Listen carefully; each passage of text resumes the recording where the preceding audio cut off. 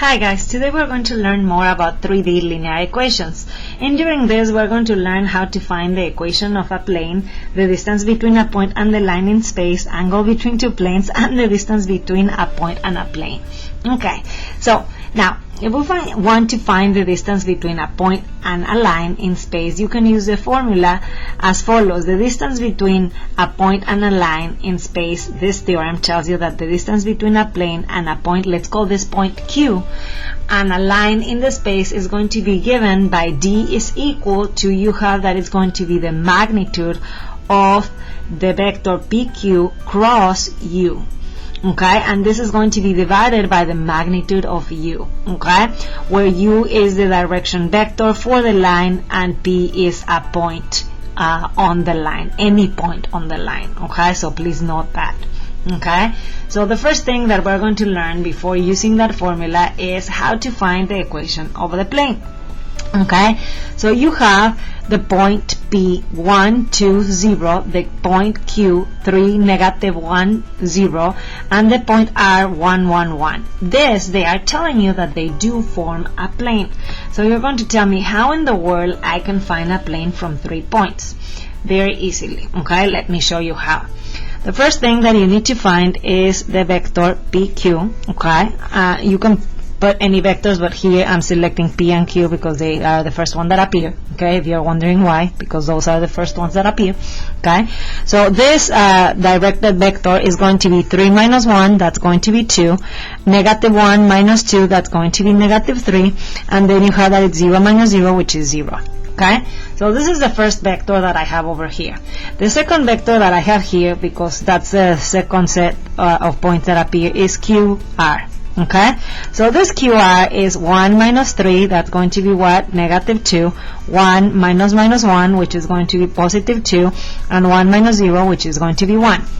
So these are two vectors that I have. Okay, two of the many vectors that I could choose. Okay, so after that, what I'm going to do here is I'm going to do the cross product of these two beautiful vectors. Okay, so I have my IJK.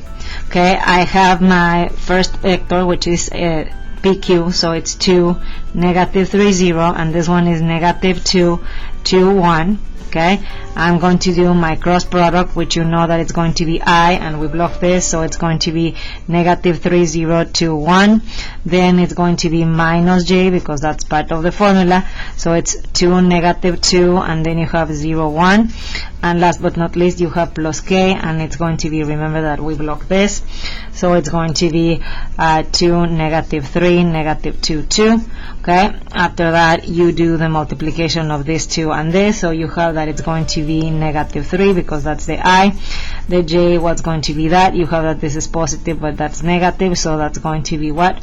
Negative 2. And then last but not least, this is going to be 4 minus 6 is going to be equal to negative 2. Okay, so this is going to be your cross product. Okay, so this is going to be very important because we're going to use it. So plane 1, okay, let's call it plane. Okay, plane 1, or P1, okay, let's call it from plane. It's going to be negative 3 parenthesis something minus 2 times something minus 2 times another something is equal to 0. And you're going to tell me, what's that something? Well, that something is going to be X, Y, Z, and here you have that it's going to be minus minus minus whatever point you have here.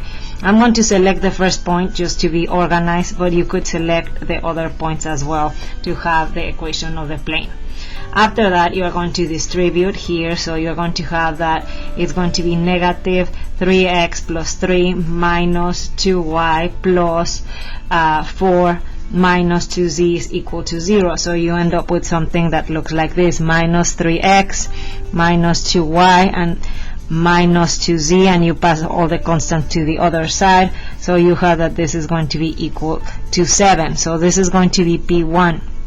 Okay, you also could tell me that this plane is the same as the following plane: 3x plus 2y plus 2z is equal to 7, because the only thing that changes is the sign. So basically those planes are on top of each other. Okay, they are the same, they are representing the same plane. Okay, so this is P1. Okay, I'm simplifying so we don't have the negatives, and whenever we do operations with that plane, it works beautifully. Okay, now they are asking you to find the intersection of the plane from part A, so it's easier if we have it like with all positive numbers, and the plane x plus y plus z equals 1. So the intersection, okay, if you see the intersection of two planes, what do you have? Well, if you have the intersection of two planes, let's see. This is a plane and another plane. Okay, when you have another plane, what's going to be that? It's going to be a line. I'm not sure if that's good enough for you, but what you have is a line. Okay, so that's what we have. Okay, so intersection of two planes, okay, is a line. Okay, I think you covered this back in geometry. I'm not sure. I think so. Okay, so what are we going to do here? Okay, what we're going to do here is you want to see when these two intersect, this guy that you have over here and this one that we just got. Okay, so as previously, you are going to stack them together. What I would do is I would stack them together like this. Okay, and you have 3x plus 2y plus 2z equals 7. So what I would focus here is I want to eliminate variables here. Okay, so I can solve it. So I'm going to multiply this one times -2 and do kind of like process of like elimination when you were doing systems of equations. So what would you have here? You would have -2x plus 3, that's going to be x. This cancels, then -2 plus 7, that's going to be equal to 5. So I have something here. Okay, so after that, since I have that x is equal to 5, I would plug it into one of the planes, actually both. Okay, so you would have that this is 5 plus y plus z, this is equal to 1. Okay, in addition, you do have, if you plug it here, you have that that's 15 plus 2y plus 2z is equal to 7. So what we have from these two equations, okay, you have that if we move them, you have that this is going to be what? Y plus z is going to be equal to -4, and this one over here is going to be 2y plus 2z is going to be equal to -8. Do you agree with that? So from that, you're like, oh, what can we do here? Well, you can see that these systems of equations, they if we multiply times -2, that's not going to fly. So what we're going to do is you have that it's going to be x equals 5 from yesterday. Okay, when you were using the parametric and the symmetric equations, we are going to let, let's say, y equals t. Why I'm letting y equals to t? Because that's one of the variables that we have left here. You could also do the z, okay, but in this case I'm using the first one that appears to keep things organized. Okay, so if that's the situation, you just use one of these equations, okay, because they are equivalent. Okay, so you know that technically speaking here, z is equal to -4 minus y. So what you have is that z is going to be equal to -4 minus t. Do you agree with that? Because I'm already using the parameter. So this is the parametric form. So from yesterday, okay, yesterday, okay, so what we have, okay, memories here, what you have is that your equation, okay, of the line is going to be the following. This is going to be equal to what? Something times t plus another something that it's a vector. So you're going to tell me what is going to be that? Well, you already have it here, right? Sort of. Okay, so what's the situation here? You don't have a t here, so that's going to be 0. The 5 is going to be here. Then go to the y component. What's the business here? This is going to be 1, and this is going to be 0 because I don't have a constant. And from this one, you have that this is going to be -1, and this is going to be -4. So guess what? This is your u, okay, what in the formula you see as u, and this could be the point, okay, that you have 5, 0, -4. Isn't that beautiful? So that's what you have. Okay, so now this is the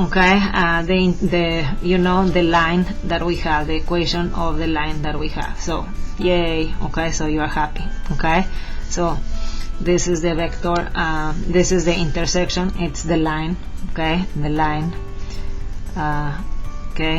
this one, okay, yes or no? So the next thing that we have, okay, is find the distance, okay, from the point 1, 1, 1 to the line found in part B. Okay, so we can see that this is a line, this is your line. Okay, so let's call it L1. Okay, I'm very original with the names. Okay, so what are we going to do? Okay, so you have that this, let's call it B. Okay, so a point, okay, from B, okay, from the line B, okay, is going to be the point, okay, you can see that the point is going to be the point 5, 0, -4 that we discovered there. Okay, so we know that AB, okay, what's going to be AB? Okay, you have that one, okay, what's going to be your B? Your B is 1, 1, 1. So what are we going to do here? 1 minus 5, that's going to be -4. Okay, so you have that it's 1 minus 0, that's 1. 1 minus -4, that's +5. So that's going to be your equivalent to the point in the formula PQ. Okay, so what is U in the formula that you have here?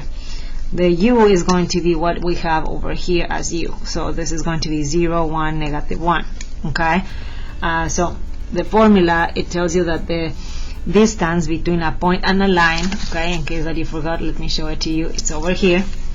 Okay, so what you have is going to be what? The cross product between this guy, okay, and cross 0, 1, -1, okay, and this is going to be divided by the magnitude of U, that in this situation is 0, 1, -1.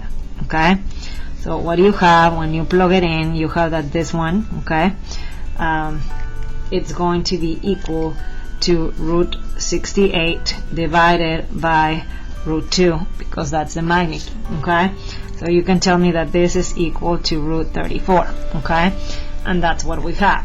Cool. So let's move on to more examples on the next page. So let's look at additional 3D formulas involving cross products. Now, the angle between two planes is the same as the angle between the norms of the two planes. Please note that the norms are going to be the normal vectors. Okay, so the angle between two planes is the following. If n1 and n2 are two non-zero vectors, okay, and normal to your two planes, the angle theta, that it's between 0 and pi, or 0 and 180, between n1 and n2 is determined by the following formula. You have that cosine is going to be equal, and here be very careful, absolute value of the dot product of n1 dot n2 divided by the norm of n1 times the norm of n2. So let's use this formula so you can see that it's very similar to the angle between two vectors, but this is going to be a different situation because it's the angle between two planes. So please note that the only thing that changes is that absolute value. Now, to find the angle between the planes, this one is going to be x minus 2y plus z equals 0, and 2x plus 3y minus 2z equals 0. What you have, look at this, it's beautiful. Okay, so your n1 is not difficult to find. How are we going to find it? What's the coefficient of x? 1. What's the coefficient of y? -2. What's the coefficient of your z? 1. Please note that this one, it doesn't matter because you are just shifting your plane up or down depending on the situation. So this one doesn't affect your normal vector. Okay, so over here, okay, let's call this one n2, okay, because it's your second plane. Okay, so what is the coefficient of the x? 2. Over here, what's the coefficient of the y? 3. What's the coefficient of z? -2. So you have this. Okay, are we cool with that? So what we have here, okay, you have all the pieces of the puzzle. Now what are we going to do? you want to do the cross product. Okay, so what you can do if you want, we can do the cross product. Okay, so I'll do the cross product, n1 cross, not cross, dot product, sorry about that, dot product, okay, of this one. Okay, so what do you have that it's this one? 1 times 2, okay, plus, and then you have that it's negative 2 times 3 plus 1 times negative 2. So combine that, what do you have? You have that that's 6. Okay, so in addition to that, what do you have here? The norms. Okay, I have that the norm of n1 is going to be square root of what? 1 square plus negative 2 square plus 1 square, and then all of this inside the square root. So what do you have here? This is 1, this is 4, this is 1, that's 6. Okay, so you have root 6. On the other hand, you have that the norm of n2 is going to be equal to what? Okay, so you have that it's 2 square plus 3 square plus negative 2 square, which you know that it's going to be 494, so that's going to be root 17. Okay, so what we have here is you have that cosine theta is going to be equal to the absolute value of what? 6, okay, divided by what? Root 6 times root 17. So what we're going to do here is, let me put a comma, compute what's theta. Theta is going to be the cosine inverse of what? 6 divided by root 6 times root 17. I would just plug it like that in my calculator to see it. Okay, just make sure that it's between 0 and pi. Okay, so I go and I plug here my cosine inverse. Okay, and what was it? It was 6 divided by, okay, and you have that it was root, sorry about that. Okay, so let me remove this. Okay, remove that. Okay, so it was root 6, okay, times, and then you have that it was root 17. Put a dot so it gives you the decimal, and you have that that decimal works beautifully. Why? Because it's between 0 and pi, so you have that it's 0.9346 radians, and that is your angle between these two planes. Are we cool with that? If you are wondering what's happening, well, if you have, imagine two planes. Imagine that my sticky notes are two planes. When you are intersecting planes, you have a situation like this, so you are finding, okay, one of the angles. Yes, you have two angles. The one that we have is the smallest. Sorry about that. So technically speaking, you would be finding this angle that we have over here, okay, with the stickies. Okay, so imagine that they are intersecting each other. Ooh, that.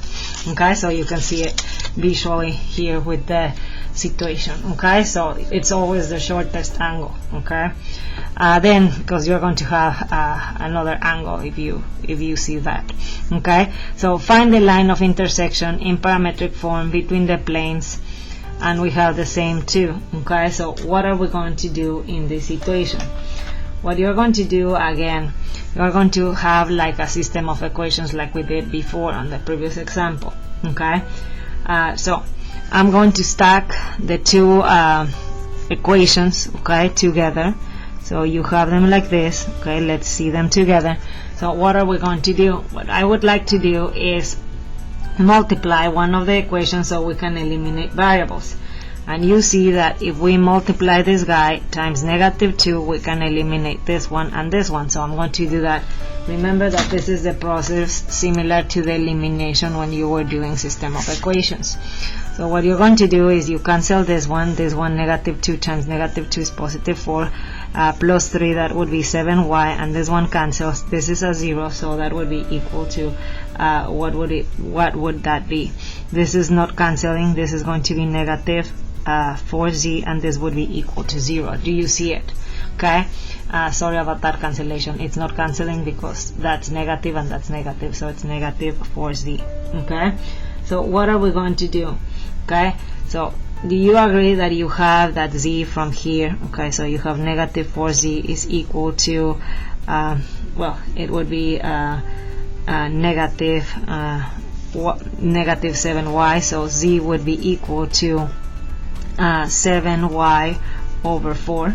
Okay, so that's what you have. So what we're going to do here, okay, like when you were using process of elimination, okay, in systems of equations, we're going to plug this one into any. Honestly, this one is simpler, so I'm going to plug it here. So what I'm going to do here is I'm going to do x minus 2y, okay, and then I'm going to do plus 7y over 4. This is going to be equal to 0. So when I combine these two, I'm going to have that it's going to be x is going to be equal to y over 4, okay, because I move it to the other side and I'll combine it. So what I'm going to do here, let's go over here. I'm going to let my y be equal to t, okay. So if I let my y equals t, you have that x is going to be equal to t over 4, okay.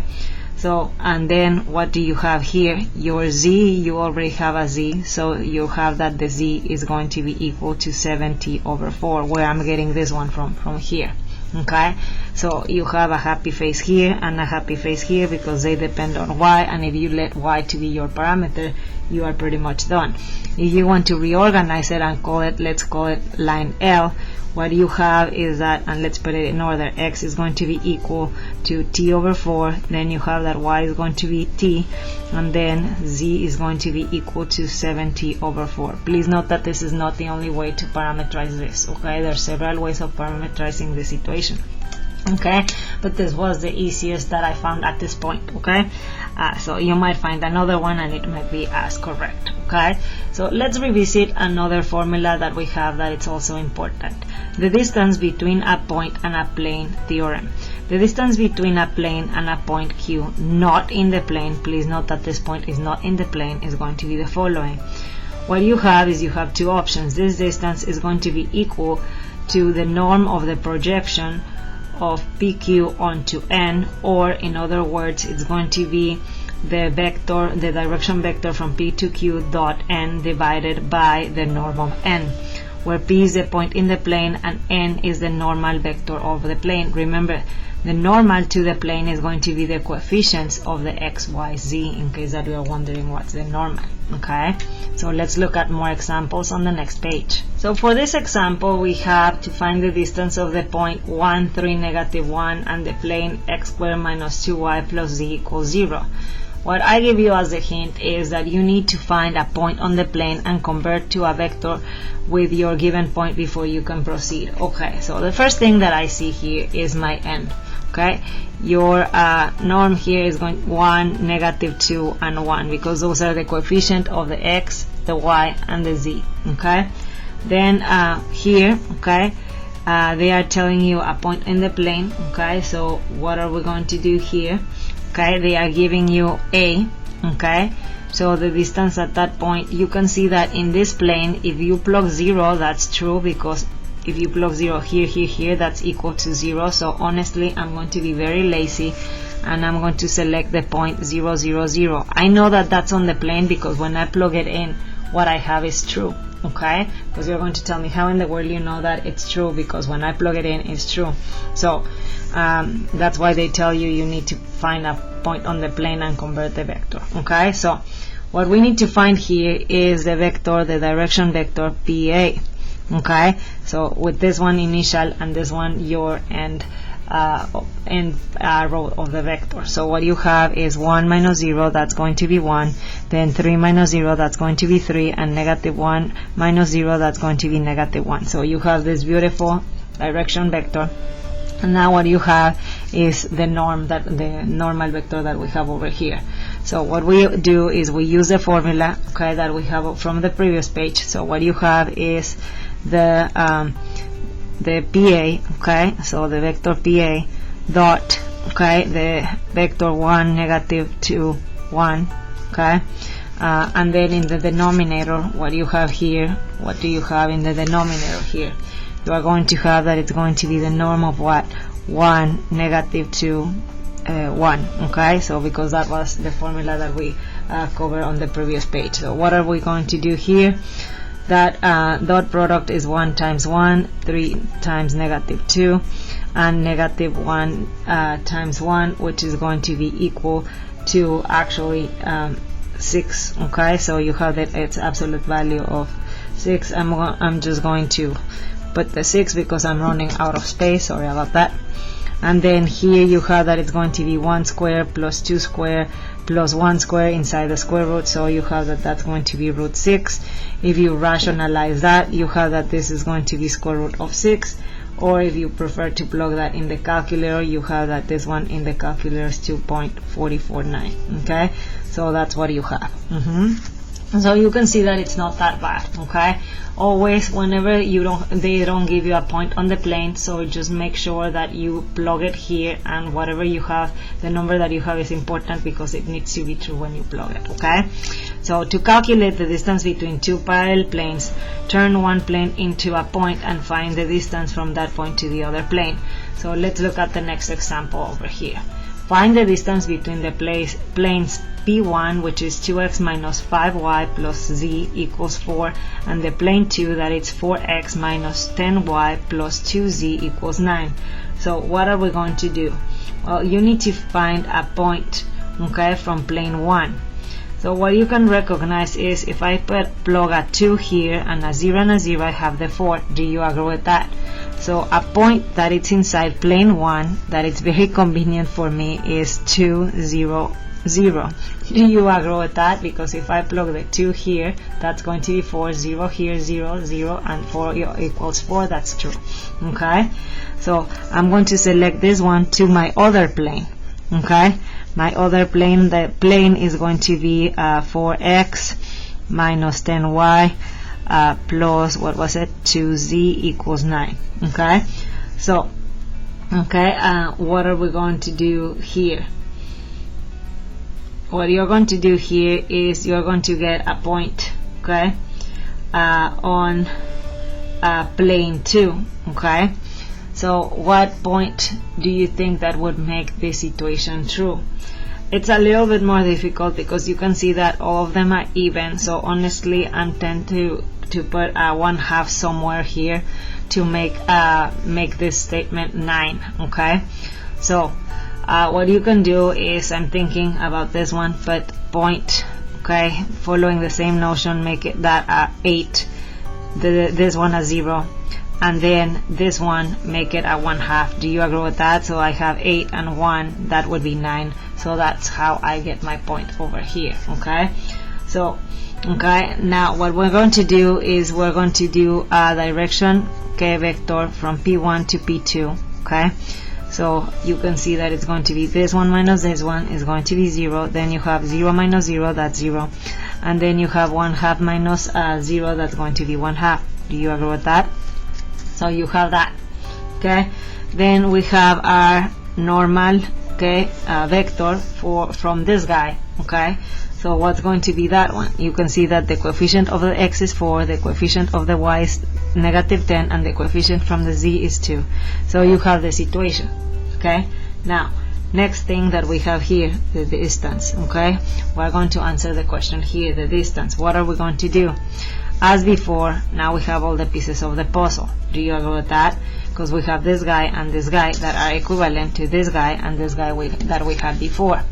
So what you have is the absolute value of 0, 0, okay, 1/2 dot 4, -10, 2, okay, all of this divided by the norm or the magnitude, okay, of the normal vector. Okay, so you have this one. Okay, yes, so you have that. Then you are like, okay, this is 0, this is 0, the only one that matters is the one here that it's 2 times 1/2, which is a 1. Okay, and I don't even need to put the absolute value because it's positive. And over here you have a 16, 100 plus 4. Okay, so you have that that's going to be square root of 120. Okay, so you can rationalize or simplify if you want. So you have that this is going to be your distance, whatever value you have. If you want to plug that in the calculator to know the exact value, go for it. Okay, so you have that that's divided by 60, so you have that that's going to be 0.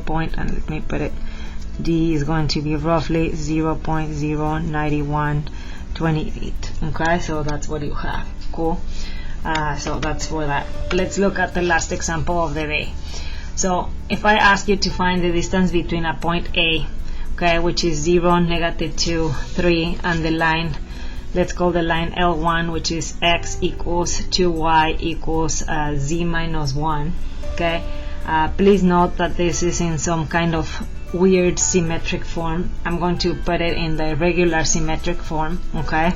So let me change it to regular symmetric form so you can see the A, B, and C and the x naught, y naught, z naught. So you have that the x is very nice, it's x over 1. The y, it would be equivalent of y over 1/2, and the z is just z minus 1 divided by 1. So you can see your A, B, C, and your x naught, y naught, and z naught, okay. So we have everything here. So what you have is that the normal vector of this one is going to be what? It's going to be 1, 1/2, and 1, y, because you have that A, B, C, okay. Yes, that's where you're getting it from. Now the next thing that you need is a point, okay, a point on this one. So what point makes this true? Okay, the equality true. So you know that if this is 0, this is 0, and this is 1, it's true, okay, because that would be all of each one would be 0. So a point on L, point on okay, on L1, it would be the beautiful point. We say that it was 0, 0, 1, okay, because it makes this one 0, this one 0, and this one 0. Isn't that crazy? So what you have here is, and you have another point. So what we're going to find here is the direction vector from P1 to A, which is going to be what? 0 minus 0, that's 0. Okay, then we have, what was it? -2, okay? Minus 0, so that's going to be -2. And then last but not least, and that's a vector, so let me erase my pseudo parenthesis situation here. So this is equal to bracket, not bracket, chevron, okay. And then I have that it's going to be 3 minus 1, which is going to be equal to 2. So this is going to be your direction vector. The distance, you know that it's going to be equal to what? Specifically in this situation, I'm going to show you, it's going to be this cross N1, okay, because this is the distance between a point and the line, okay. So the formula that you have in this situation, okay, it will be that one divided by the norm of N1. So this is going to be equal, when you plug this in your calculator, let's plug it in the calculator so you can have a refresher, okay, how to plug it in the calculator, okay. So remember, I usually just type, okay, I type cross P, okay, P parentheses, and then I do control, make sure that you have the brackets, okay. So what we have here, okay, when we have the brackets, you are going to have that it's this one first, so 0, comma, -2, comma 2, okay, and then go outside, put a comma, again the square bracket, okay, and then you put your N1, which is 1, comma, 1/2, comma, and then you have 1, okay. So you have that result, which is going to be the vector -3, 2, 2, okay. So you have that it's going to be the norm of -3, 2, 2, okay, and then we have the norm, okay, of N1, okay. The norm of N1, you know that N1 was that, okay, is 1, 1/2, 1, okay. So then you compute this is going to be 9 plus 4 inside the square root, so that's going to be square root of 17, okay. And then in the denominator you have that it's going to be 1 plus 1/4 plus 1, and that's going to be square root of 9/4.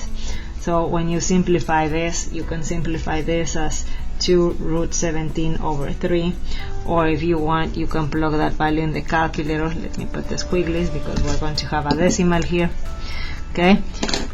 So you have that value, but you don't need to, you can leave it as with the radicals there, okay. So but I'm just going to do it. So we have the decimal 2.7487, and that's what we have. Isn't that nice? So I hope that you find this video helpful. If you have questions or concerns, write them in the comments, and I'll see you later. Bye!